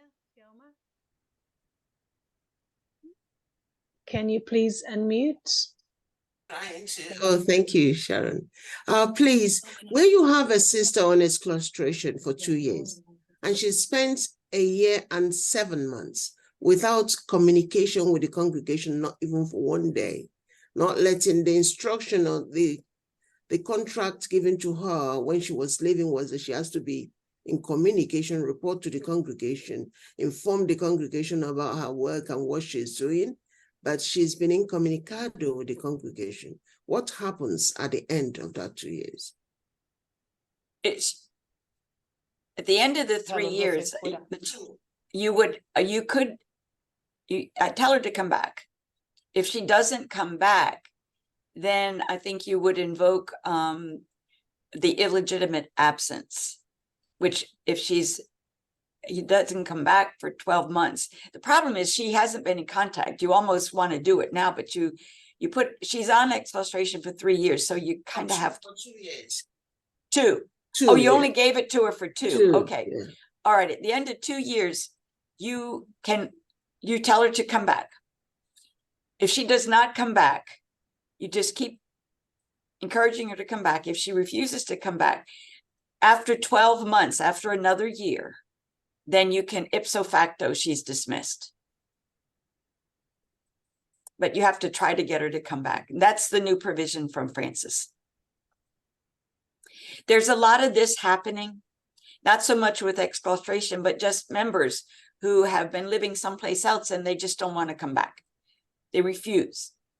And so this provision is that after 12 months of what he's called an illegitimate absence, because you've asked them to come back, then you can issue a statement of an ipso facto dismissal. And then just, I think you just send it to Rome so that they know that's what happened to that person. But it's after the efforts, and document all the efforts if you've tried to get her to come back and how she's refused. Thank you, sister. Thank you so much, Sister Rose. Sharon, we've gone over the time and we need to finish. So thank you so much. I would like just to ask you, Sharon, if you can say just 2-3 sentences on what will be the next formation that will be in April, the 23rd of April, that you want to do some selected topics. So just do a publicity spot and then we'll finish. Well, I was thinking that for the next one, to take some of the issues that are of particular interest. Now, definitely absence and exclaustration will be one, and we can go into that more in depth. I think also some of the issues around, I don't know, I want to look at what the questions are. I mean, I thought of what I think are important, but I want to hear what you think is important, you know, to have out there. Maybe some of the options for canonical governance in different communities as you move from provinces and regions to something else. That could be something. And we'll look at it, but there'll be like maybe say 4 or 5 major topics, and we'll just take a longer period of time on them. And perhaps I can talk to Paula, maybe after each topic have some Q&A before we go to another topic. So maybe 4 different topics. Thank you, Sharon. We can continue this conversation, and I will send you the PowerPoint, the contacts as well, and the links that Sister Sharon shared with us. And I'll send you as well an evaluation form, and in there, Sharon, we can put some of the topics that you'd like to look at and see how the sisters relate to them. So that could be a possibility. So on this note, we will finish. Thank you so much. I invite you all to unmute and say goodbyes and hellos and thank yous. The chat is filled with questions and gratitude. So thank you so much. Thank you so much. Thank you very much. Thank you very much.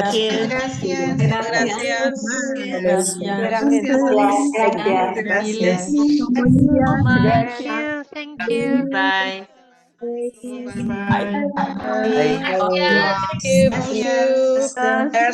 Merci beaucoup.